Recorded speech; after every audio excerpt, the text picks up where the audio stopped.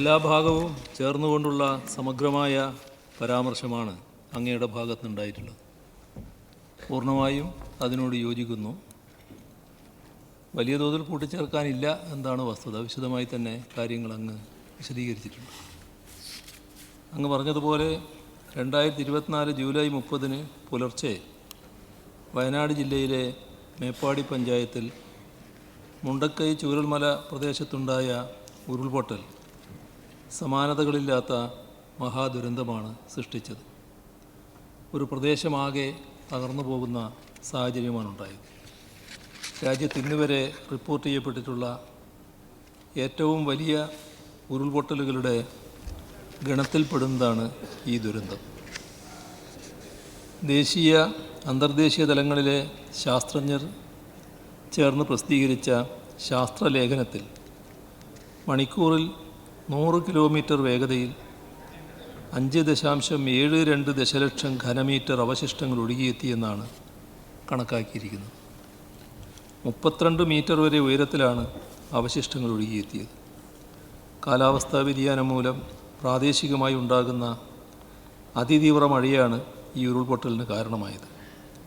ഈ പ്രദേശത്തോട് ഏറ്റവും അടുത്തുള്ള കള്ളാടിയിലെ ഔദ്യോഗിക മഴമാപിനിയിൽ ജൂലൈ 29 200.2 മില്ലിമീറ്ററും 30 372.6 മില്ലിമീറ്ററും മഴയാണ് രേഖപ്പെടുത്തിയിട്ടുള്ളത്.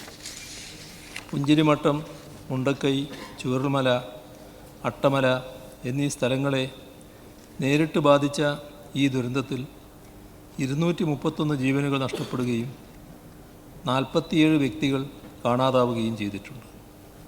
145 വീടുകൾ പൂർണ്ണമായും 170 എണ്ണം ഭാഗികമായും തകർന്നു. 240 വീടുകൾ വാസയോഗ്യമല്ലാതാവുകയും 183 വീടുകൾ ഒഴുകിപ്പോവുകയും ചെയ്തു.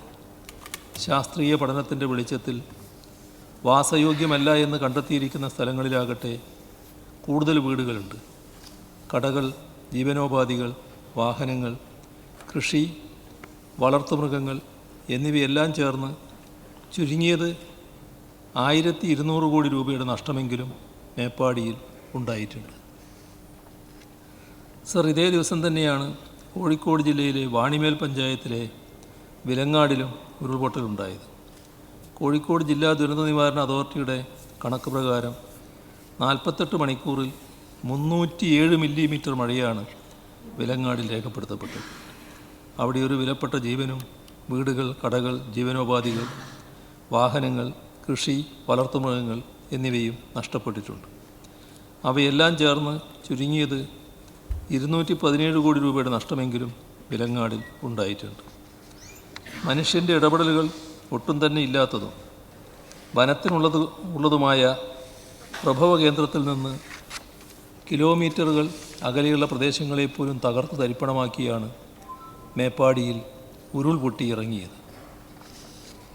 വിലങ്ങാടിലും മേപ്പാടിയിലും ജനങ്ങളുടെയും സന്നദ്ധ പ്രവർത്തകരുടെയും തദ്ദേശ സ്വയംഭരണ സ്ഥാപനങ്ങളുടെയും ജില്ലാ ഭരണ സംവിധാനങ്ങളുടെയും ജാഗ്രതയുടെ ഫലമായി നിരവധി ജീവനുകൾ രക്ഷിക്കാൻ കഴിഞ്ഞിട്ടുണ്ട്. മേപ്പാടിയിലെ ദുരന്തത്തെ അതിജീവിച്ച 794 കുടുംബങ്ങൾ നിലവിൽ വാടക വീടുകളിലാണ് താമസിക്കുന്നത്. വിലങ്ങാടിൽ 30 കുടുംബങ്ങളാണ് വാടക വീടുകളിൽ കഴിയുന്നത്. മേപ്പാടിയിലെ അതിജീവിതർക്കായി സുരക്ഷിതമായ ടൗൺഷിപ്പ് നിർമ്മിക്കുന്നതിനുള്ള നടപടികൾ പുരോഗമിച്ചു വരികയാണ്. വിലങ്ങാടിലും സമഗ്രമായ പുനരധിവാസം ഉറപ്പുവരുത്താനുള്ള ശ്രമങ്ങളാണ് നടത്തിവരുന്നത്. രണ്ടിടങ്ങളിലെയും അതിജീവിതർക്ക് വേണ്ട അടിയന്തര സഹായങ്ങളെല്ലാം തന്നെ സംസ്ഥാന സർക്കാർ ലഭ്യമാക്കിയിട്ടുണ്ട്. ആഗോള താപനത്തിൻ്റെയും കാലാവസ്ഥാ വ്യതിയാനത്തിൻ്റെയും ഫലമായി അടിക്കടി പ്രകൃതി ദുരന്തങ്ങൾ ഉണ്ടാകുന്ന നാടായി കേരളം മാറുന്നു. ഇനിയും ആവർത്തിക്കപ്പെടാൻ സാധ്യതയുള്ള ഇത്തരം ദുരന്തങ്ങളെ പ്രതിരോധിക്കാനും അവയുടെ ആഘാതം പരമാവധി ലഘൂകരിക്കാനും സംസ്ഥാന സർക്കാർ ഒരു ക്ലൈമറ്റ് ചേഞ്ച് അഡാപ്റ്റേഷൻ മിഷൻ രൂപീകരിച്ചിട്ടുണ്ട്. കാലാവസ്ഥാ വ്യതിയാനത്തിൻ്റെ പശ്ചാത്തലത്തിൽ കേരള കേന്ദ്രീകൃത ഗവേഷണങ്ങൾ നടത്താനായി institute of climate change studies എന്ന സ്ഥാപനത്തിന് തുടക്കം കുറിച്ചിട്ടുമുണ്ട്.